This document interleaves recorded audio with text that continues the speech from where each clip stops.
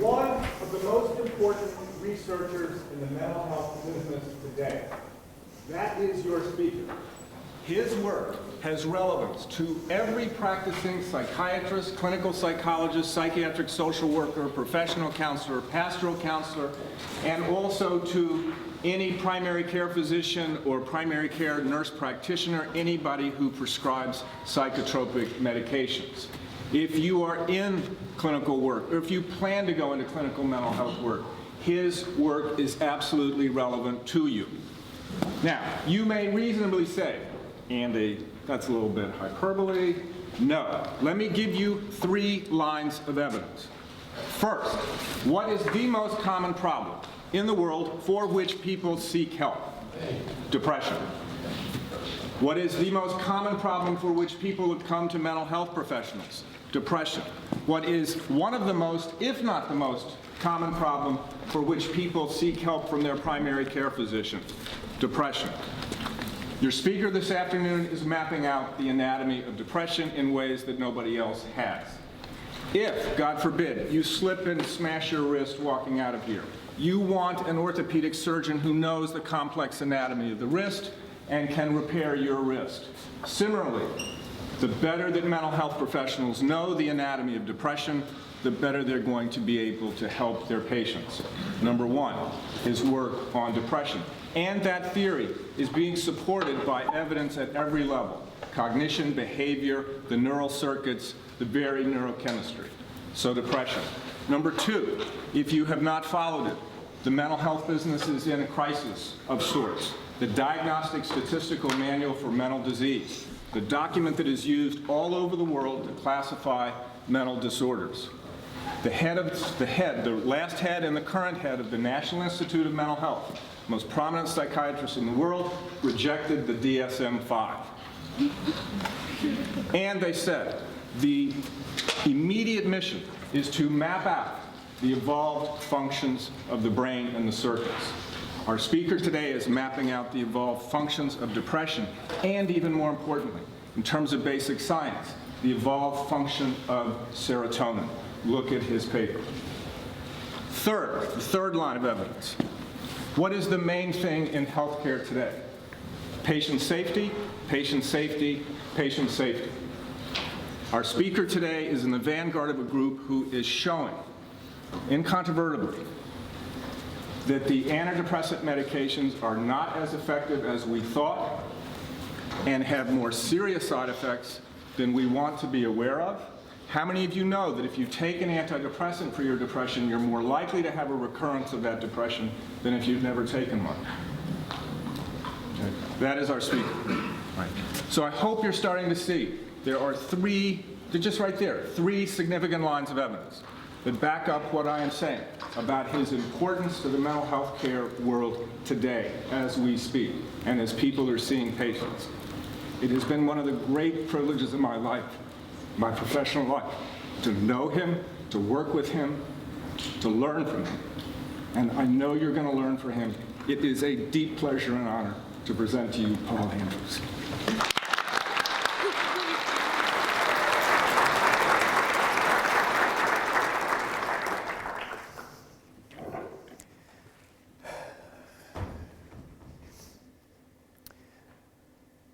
There are myths about human nature and our emotions that you have, I used to have, and they need to be dispelled. The first myth is that humans are emotionally fragile. This myth comes to us from a lot of work in psychiatry and clinical psychology that shows that emotions like depression and anxiety can become so overwhelming that they lead people down self-destructive pathways like addiction and suicide. So there is empirical evidence for this, and it looks like it seems a reasonable perspective to take.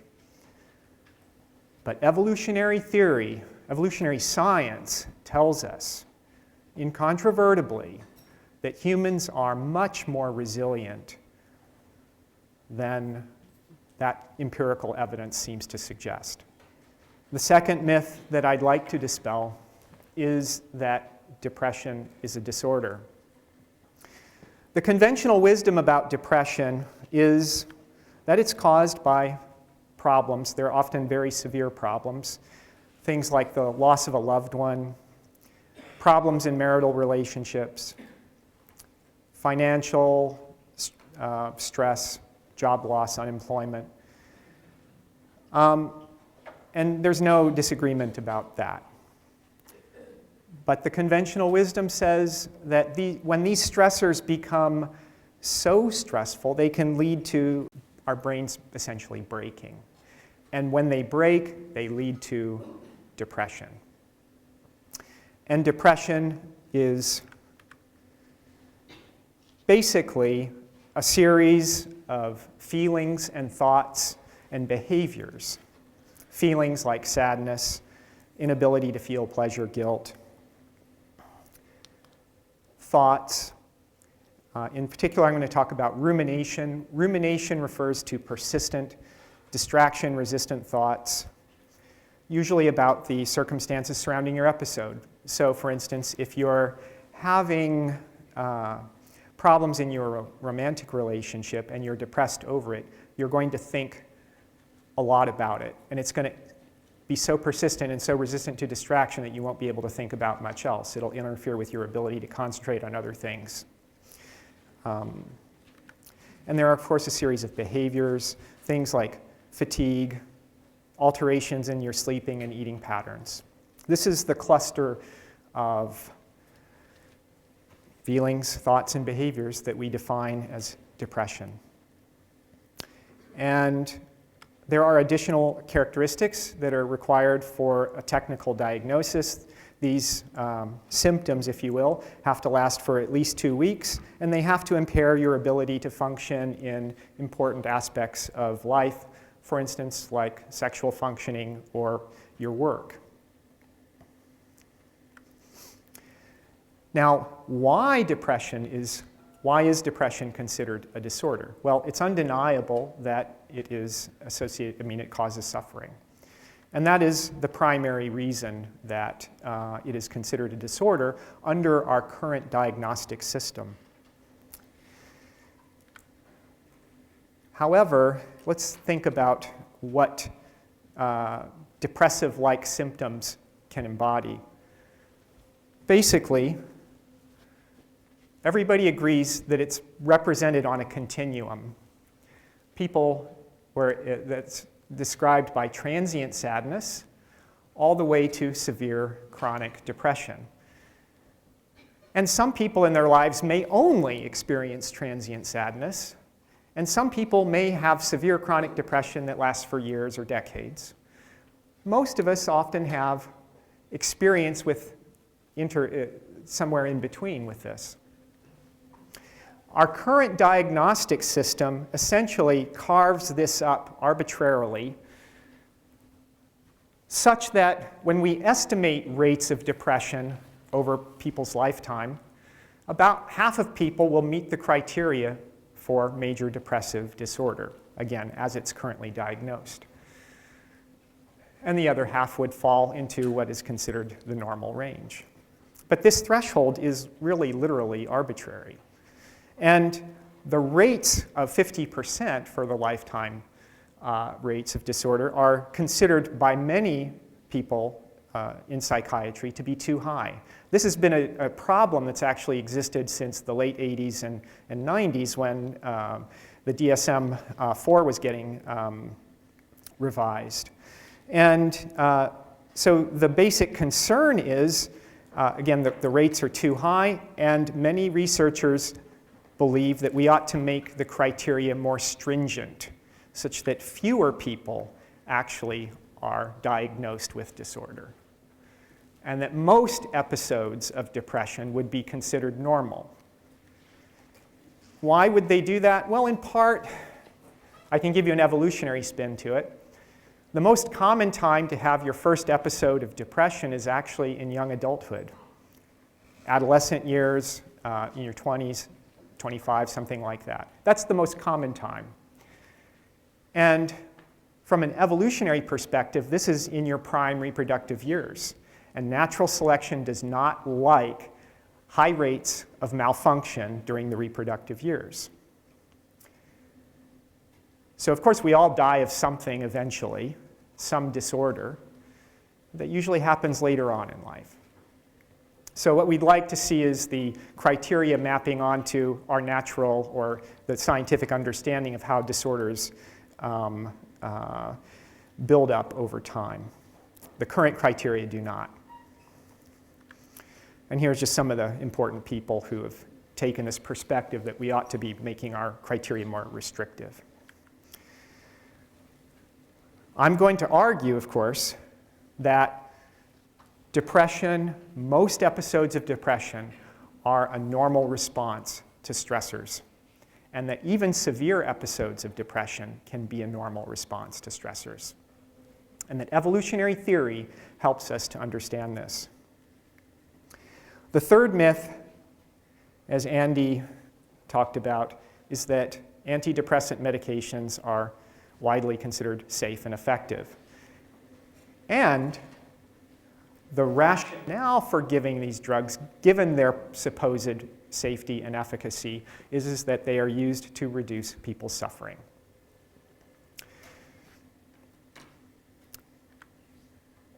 Now, there are a number of researchers who have been questioning that. And these researchers have actually managed to capture the public's attention in things like the New York Review of Books and 60 Minutes.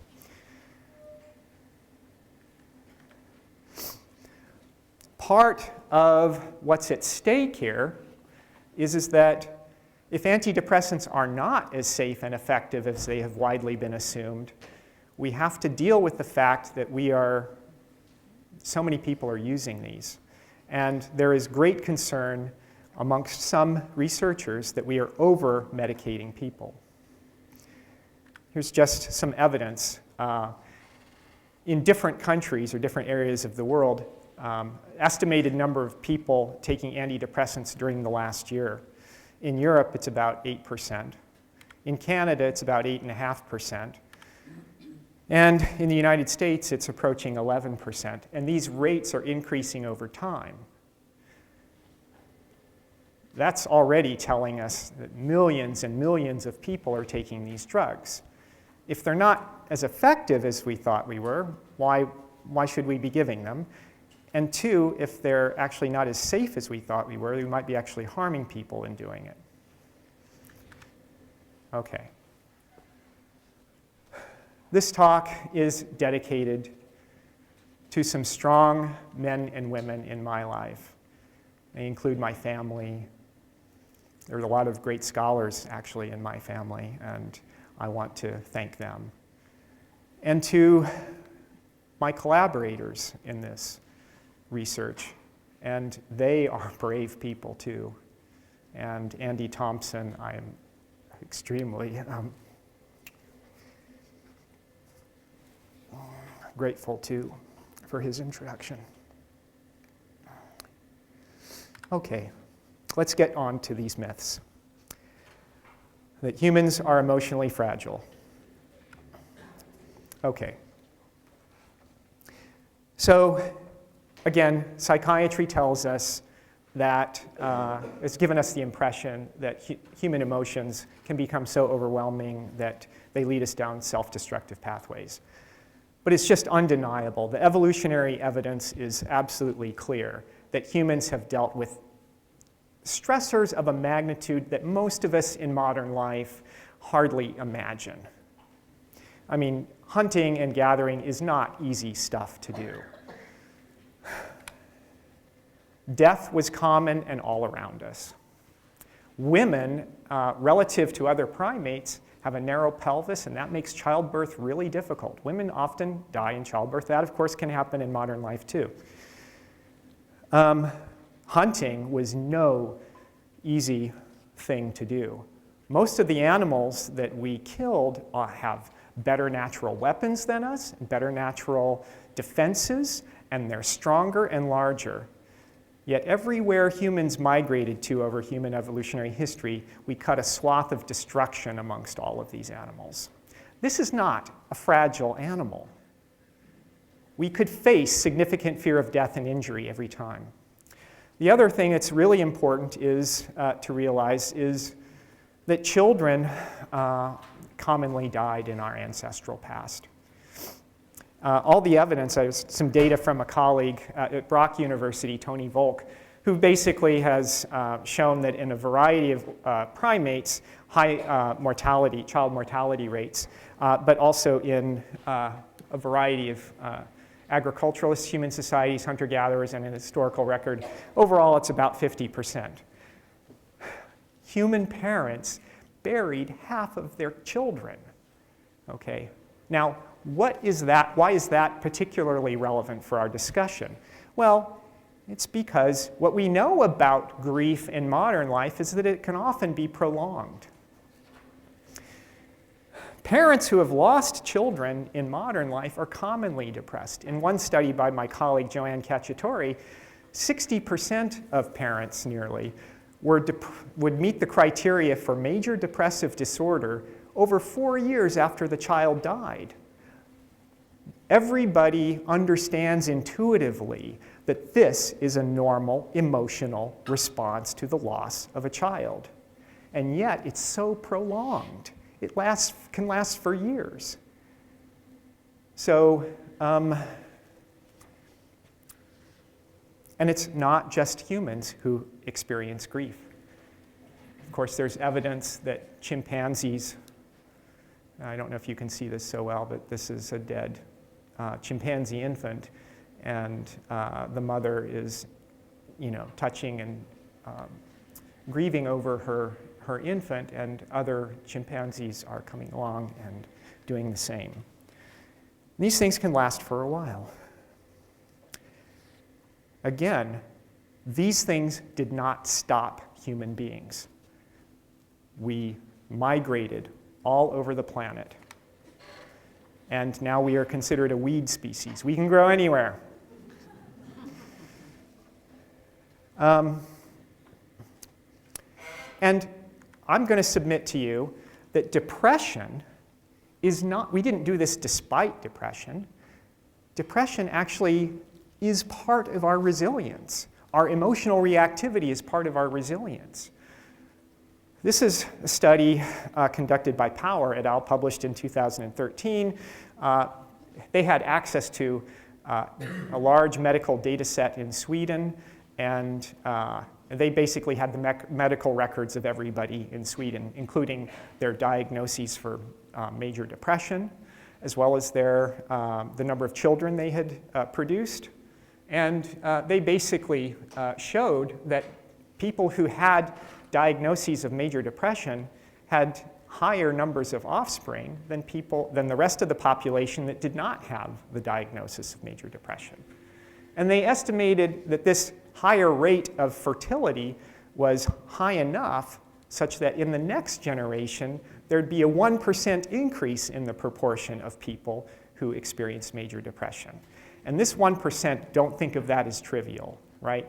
All the evolutionists in the audience know that that 1% increase in reproductive success is huge from an evolutionary perspective. This is something that could easily go to fixation throughout a population. This kind of evidence suggests that depression is adaptive. But if so, what is it that depression does? So let's address the next major myth, that depression is maladaptive. One of the reasons, as I mentioned, that depression is considered maladaptive has to do with rumination. The mainstream view about rumination now is that there's essentially two different types. The first type is called brooding, okay? And it's associated with thoughts like this one. Why do I have problems that other people don't have? What am I doing wrong that other people aren't doing? It's often thought to be self-critical and associated with low self-esteem. And so it's considered maladaptive in part because it's also associated with higher levels of depression. Let's keep that in mind. The other type of rumination is called pondering. This one is associated with thoughts like, how do I solve this problem? You see what the difference is. This one is thought to be adaptive and is thought to maybe help resolve problems and reduce depression. Based on that conventional wisdom, the idea is thought to be that treatment should focus on reducing the unproductive thinking that occurs in depression. So stop the brooding, and if we can stop the brooding, we increase the pondering, and we reduce people's depression, hence adaptive. So already modern thinking is moving a little bit more towards the idea that depressive thinking could be adaptive. Now, what is it about depressive thinking that could be adaptive? Well, it turns out there's a lot of evidence that sad mood and depressed mood promotes, it's called an analytical processing style. Analysis is a divide and conquer processing strategy. It's when you have a complicated problem, it's too difficult to solve on its own, so you break it into smaller, more manageable components. And then you work on each component one at a time. And that makes the problem easier to solve. It's the kind of thinking that you'd use in trying to solve a math problem. We use it in modern life in science, mathematics, economics, all the time. It's very useful. Here is a piece of evidence just to help wrap around the idea that depressive thinking promotes an analytical processing style. The actual lifetime risk for women to develop breast cancer is about 7.5%. But if you ask depressed women and non-depressed women what they think their actual risk is, they'll tell you about, in this study, it was about 25%. So they overestimated their actual risk of depression. Everybody understand that? Okay, well, these researchers then decided, hey, look, we know a lot about the actual risks involved. Let's interview the women and then give them real feedback, numerical feedback about their actual risk. So this required the women to process this numerical information. And what happened after that is that when you look at the non-depressed women, they were not so good at taking that numerical information. They still estimated that their lifetime risk was about 25%. But the depressed women did differently. They actually brought their risk back down, too close to the actual level. This is surprising. Why? Because it's often been said that depressed people are more pessimistic, right? This is something that can't be explained by pessimism because this is actually the more optimistic outcome, right? Everybody see that? All right. This is because depressed people are better at engaging in analysis. Again, it's often useful for handling things like math and other complex problems. Okay, I also just want to point out that analytical thinking can occur even in very severe episodes of depression. I'm not going to go over these studies, but these are just 4 different studies showing that this analytical processing style occurs, often at levels that would qualify for major depression. Based on this kind of evidence, Andy and I wrote up a paper in Psychological Review where we proposed a particular hypothesis for the evolution of depression. We called it the analytical rumination hypothesis, and that is that simply depression evolved in response to complex problems that must be analyzed if they are to be solved, and that the evolved function of depression is to promote uninterrupted analysis of that problem. This hypothesis proposes the following causal pathway with respect to depressive thinking. So you have a complex problem, depression arises in response to that. And that helps you then engage in analysis of that problem. But how does one go about solving a problem? Well, all of the literature on problem solving really says in order to solve a problem, you have to first understand it. It's an intuitive thing that most people understand very well. That kind of thinking, understanding a problem, might involve questions like, what are all the parts of my problem that I need to take into account? What caused this problem? And what kind of constraints am I facing on finding a solution? This is indeed a type of analytical thinking because you have to parse out all the different parts. And then, once you've got a good handle on understanding the problem, then you can move on to trying to solve it. This will involve different kinds of thinking. What is my most important goal? What is the best outcome for me? What can I learn from this? So you can see the causal pathway. We would propose depression first promotes analyze to understand, which then leads to analyze to solve. So to begin to try and test this, we had to develop a questionnaire that tries to evaluate analytical rumination. Oh yeah, I forgot to say this. Of course, if you are effective at solving your problem, our causal pathway would also propose that that helps you resolve your depression. Once you've solved your problem, no need to stay depressed, right? That's the idea. Okay. So to begin to try and test this, we developed a new psychometric instrument for evaluating analytical rumination, and it contained these two dimensions to it: analyze to understand and analyze to solve. The next thing that we did was of course, we validated it and published in this, and then we tried to test this causal pathway that we're talking about.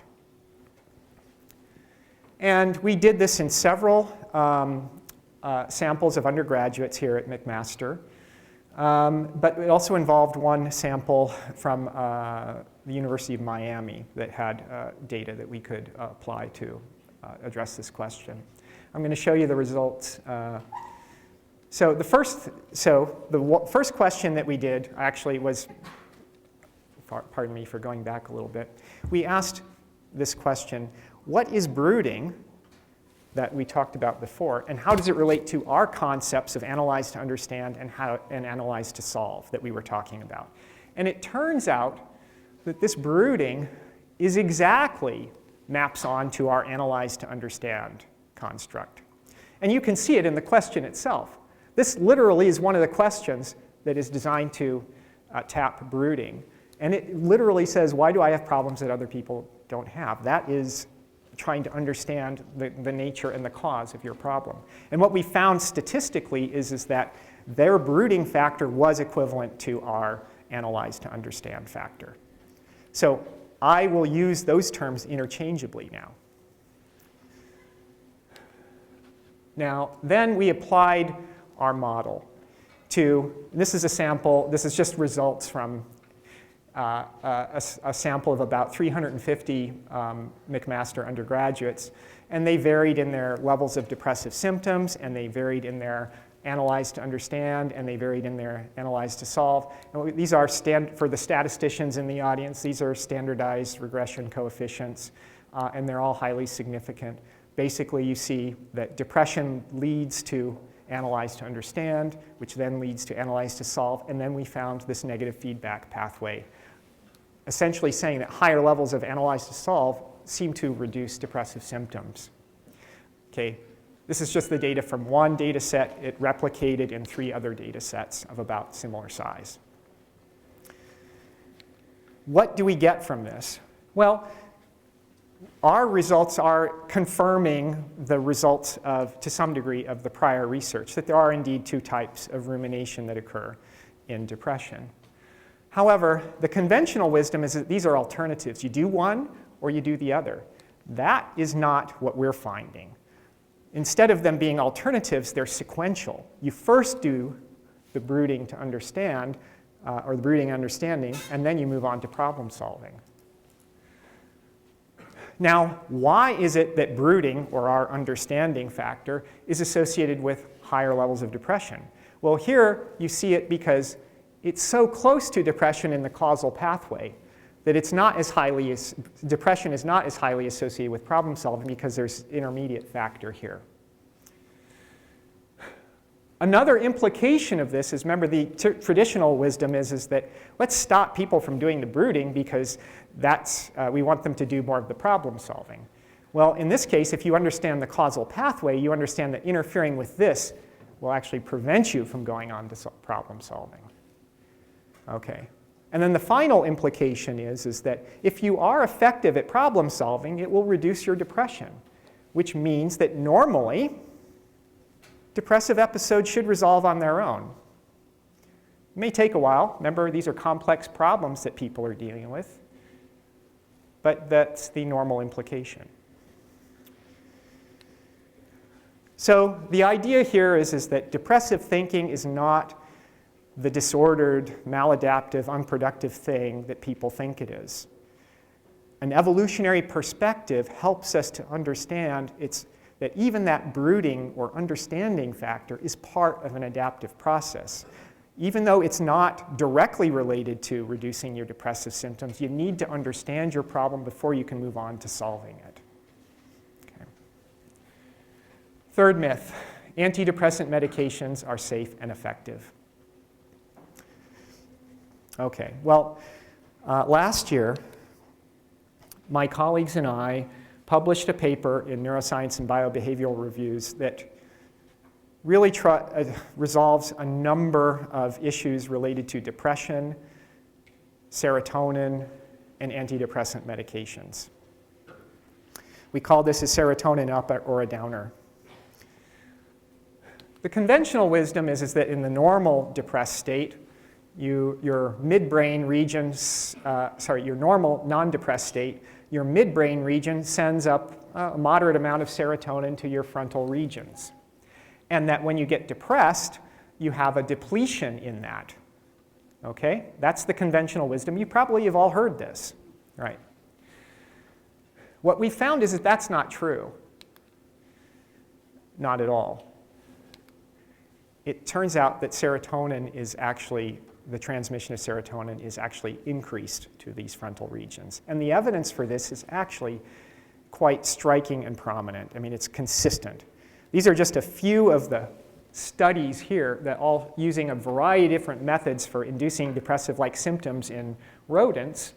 And there's research, it's harder to do this in humans, but the research on humans vindicates the same perspective as well.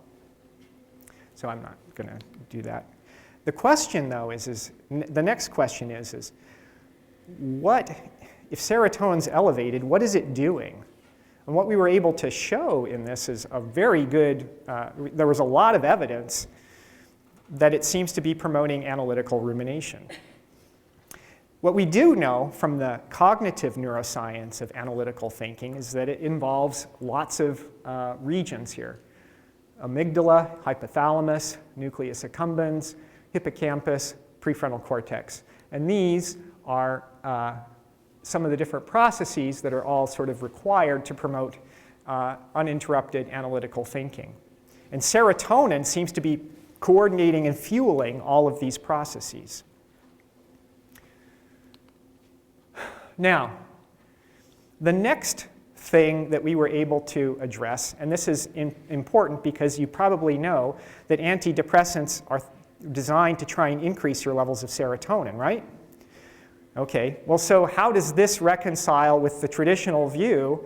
How does our research on that serotonin is elevated in depression reconcile with the fact that antidepressants reduce symptoms and but increase serotonin? Well, it turns out that most people know that antidepressants don't work for several weeks. What's happening in that time when things aren't getting better? Well, it turns out people are often feeling worse. Okay, so let's imagine that this is your normal depressed state, and then you take an antidepressant. If serotonin's already elevated in your normal depressed state, the antidepressant is going to increase your serotonin even further. Well, that's consistent with the idea that they often make you feel worse before they make you feel better. What we argued in this paper, and there was a good deal of evidence supporting it, is that antidepressants, their direct effect is not to improve symptoms. But what they do is they trigger a response by your brain. Your brain is something, is a homeostatic mechanism. Homeostasis means it's the physiological regulation of some kind of parameter, like your core body temperature, around a narrow band. Like we like to keep our core body temperature at about 37, and we don't like to go too high or too low. And every time we go too high or too low, our body tries to keep it, produces a response to keep it in that range. So there's a complex interplay. This is happening with serotonin as well. There's a complex interplay between an antidepressant drug and your brain's response to the drug. Think about it like a spring. If you have a spring and it's in its normal resting state, taking an antidepressant drug is like pulling on the spring. Now, that requires some force on the part of the drug or your hand or whatever. But the spring is resisting and exerting a force in the opposite direction. That is analogous to what's happening with your brain. Your brain is resisting the effect of the antidepressant. Now, so what happens when a spring is perturbed from its resting state is that it can often oscillate around that resting state until it finally comes back to it. We call it a dampened oscillation, and it eventually comes back. You guys know this concept, right? Okay. Well, what it looks like is happening is that the antidepressants are making your mood worse. The response, spring-like response of your brain causes it to overshoot, and that's where the antidepressant effect lies. But it doesn't stay there, and most people, when they go on antidepressants, eventually feel like or have the effect go away. Their depressive symptoms return even while they're on the drug. There's evidence that the antidepressants are only minimally more effective than placebo, and this helps explain why. Your brain is always resisting these drugs. What happens when you try to go off an antidepressant? Well, remember, as you go on the antidepressant, it's pushing your brain one way, and your brain is pushing it back, right? And you have these two opposing forces that are acting on your mood. When you go off an antidepressant, that force that you've built up in your brain is completely unopposed, and boom, you can get a recurrence of depression that is higher than what you had even before you went on the drug. We basically, this is just some data from a paper we published in 2011 that showed, as you might expect, that the stronger the antidepressant drug, when you try and go off of it, the greater your risk of relapse. Think about it this way.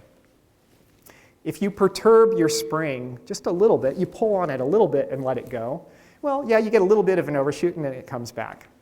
But if you pull on it really strongly and let it go, it really dramatically overshoots before it comes back. You follow? So the stronger the pull, the stronger the antidepressant, the greater the risk of relapse when you go off the drug. And just to give you an idea, if you can get better without the drug, solve your problems without the drug, about a 20% risk of relapse over a 3-month period. But if you resolve you get better on a drug, let's say like an SSRI, but then go off, your risk of relapse is twice that. And these are some of the weaker antidepressants. The stronger ones have even higher risks of relapse. So this can get people caught in a cycle. They think they've gotten better on the drug and they try and go off, and then they realize, oh, wait a minute, I got a return of my depressive symptoms, and they get stuck. Then they go back on the drug just to try and tamp it back down. Vicious cycle. Okay, another thing that we've looked at is a little bit more carefully and thoughtfully about how these drugs interact with the evolved serotonin machinery in our entire bodies. Most of these drugs, like the SSRIs, bind to a molecule called the serotonin transporter. The serotonin transporter is, found in the brain, but it turns out it's found all throughout your body. And this neuroimaging picture just shows some of the hot spots: the lungs, the brain, the liver, gallbladder, intestines. Another hot spot are platelet cells. These are cells within your bloodstream that are important for producing a clotting response, say when you have a physical injury and are bleeding.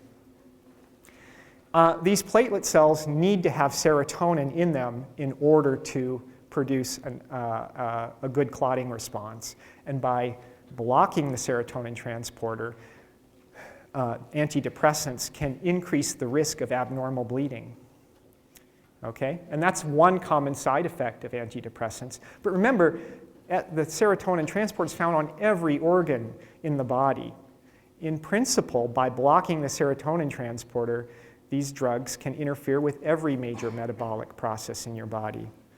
And that's, if you've ever seen an antidepressant commercial, if you've been down in the States or something, they come with a litany list of side effects.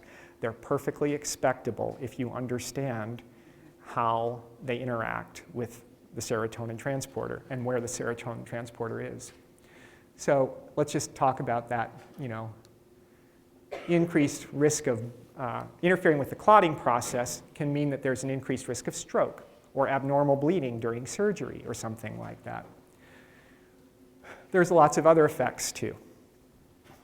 But one of the important things is that you might expect then that the antidepressant could be useful for certain kinds of populations. For instance, people with cardiovascular disease have an overactivated clotting process. Okay? And because antidepressants have this blood thinning effect like aspirin, it's been thought that antidepressants might be useful in treating cardiovascular disease. So with this as kind of a background, we can ask the question, do antidepressants take or save lives? The conventional wisdom is that we need them to save lives. But we've now got some mechanistic understanding to suspect that they might do the reverse. They might take lives. So with my graduate student, Marta Masley, we have essentially, and Ben Bolker, who I don't know if he's here today, but he's over in the stats department. And Andy Thompson is on this paper as well. Basically, we looked at all the published literature on the mortality effects of antidepressants. And some of the studies involve general populations, like surveying a community and finding out how antidepressant use is associated with the risk of death in a general community. But another type of study has looked at people specifically with pre-existing cardiovascular disease. Okay?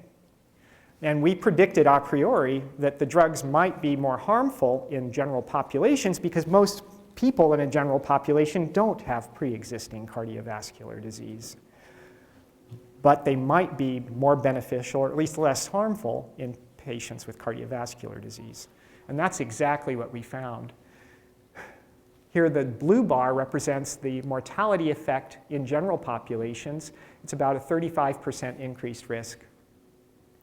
And the mortality effect in patients with pre-existing cardiovascular disease is a little bit below zero. It's a little bit protective, but the effect is not significant.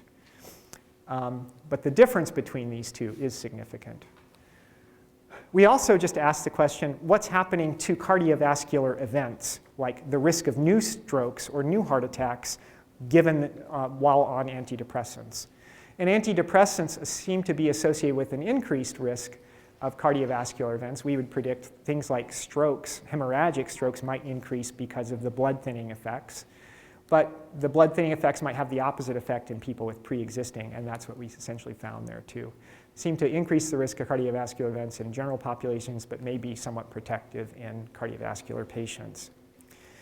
It's a little bit bitter pill, but we have tried to submit this to 5 of the top 7 general medical journals, and the story that we're getting back is, we initially got some good feedback, but eventually the story has become, we think you should publish this in a specialty journal because it's of not general enough interest, which is ludicrous, but this is the kind of fight we're fighting here. Okay. If humans are really emotionally resilient. We still have that evidence, though, that we can be overwhelmed by our emotions too.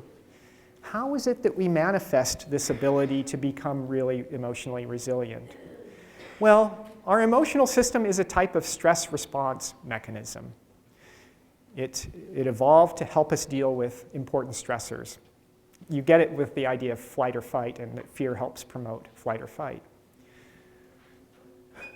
Stress response mechanisms often have this particular quality that they just don't happen without any prior development. They require development. So for instance, the immune system is a response mechanism for fighting off pathogens, a particular type of stressor.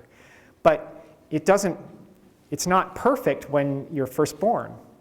In order to develop it into an appropriate, functional defense against pathogens, you actually have to challenge it with pathogens. Everybody knows this. So the whole idea is don't keep your babies too clean. Let them get exposed to some dirt and some pathogen and develop a healthy immune system. The same thing is at stake here with the muscular system, which often helps us in response to fight or flight situations. But in order to develop a good muscular system, we actually have to challenge it.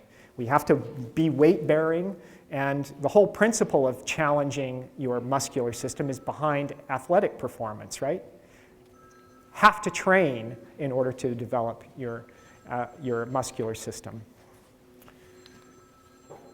Is there any evidence that this kind of effect happens with respect to emotions? Well, there's a colleague at Buffalo, SUNY Buffalo, Siri, who basically has looked at cumulative lifetime adversity. He's basically interviewed a bunch of people and found out how many really, really severe adverse events they've experienced in their life. This could involve sexual assault, physical assault, really severe diseases or infections, divorce, etc., things like this. And he had 37 of these things. And he tallied up how many people had, and here's the mean level. This is none whatsoever, and this is a really high level of one standard deviation above the mean.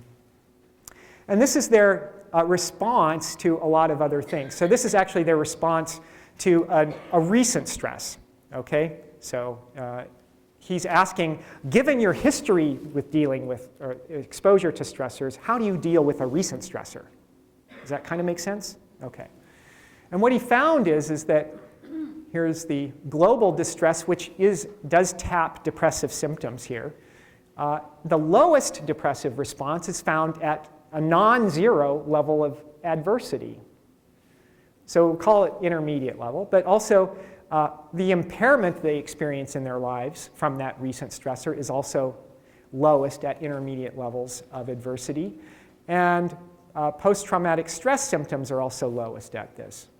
Now, you could also take this as evidence that, well, yeah, but Dr. Andrews, but if you overload me, things are going to start crashing. Well, that's true, too. But you also don't know how this curve might change over time. Like, as people get more and more experience with stress, they might push that curve out a little bit further. We don't really know that. The most important point is you have to have some exposure to stress to have an optimal response. Okay, this whole idea that practice makes perfect is behind exposure-based therapies, which are used in mental health research an awful lot. The whole idea behind an exposure-based therapy is to controllably expose the patient. This could be a patient with post-traumatic stress disorder, obsessive-compulsive disorder, anxiety, social phobia, to the thing that is stressing them, but in a controlled fashion so it doesn't overwhelm them, and they progressively expose them to it and help train them. The whole idea is it increases the resilience, the practice. And these are effective in all of those conditions. It has also been used in depression. Here, the type of exposure-based therapy is something called expressive writing. Basically, when you're depressed, this exposure therapy would ask you to write, say in a journal, about your strongest thoughts and feelings about your episode. This is exposure because it's asking you to wallow in it, right? Okay, to some degree, but in a controlled setting. And we know that it's therapeutic. Lots of evidence shows that you do this at one point, and down the road, your depressive symptoms are more likely to resolve sooner. Okay. But the question we had is why? Is it working against the way depression normally works, or is it working with it? So what we did, this is again Marta's research, is brought people in to do a bout of expressive writing, and it was about a 30-minute interval. And right halfway in between 15 minutes, we stopped them and got a quick measure of their mood to see how they were feeling while they were doing it. And after they were done, we also gave them the analytical rumination questionnaire to find out what kind of rumination they were engaging in. And we found the following results.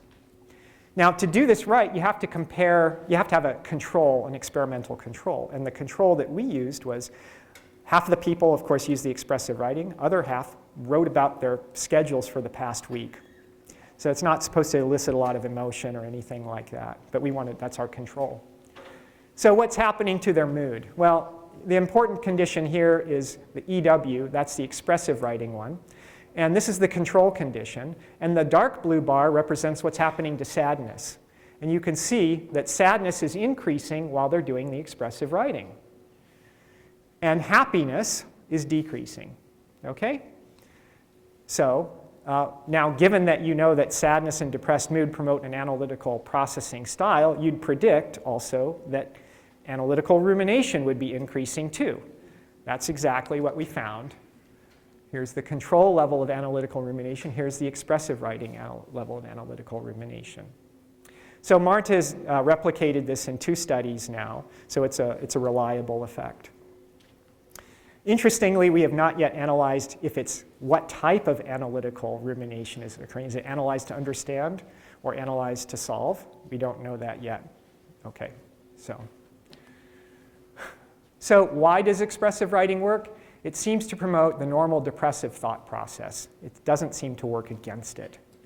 Now you might, again, we think of it as an exposure-based therapy, so let's give a new phrase for it that you'll understand immediately. It's short-term pain for long-term gain, right?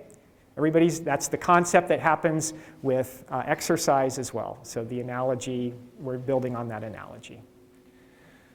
If you happen to be interested in expressive writing in the context of therapy, a colleague of mine, Barbara Burrows, who I think has her practice in Burlington, does incorporate it into her therapy. Is Barbara here today?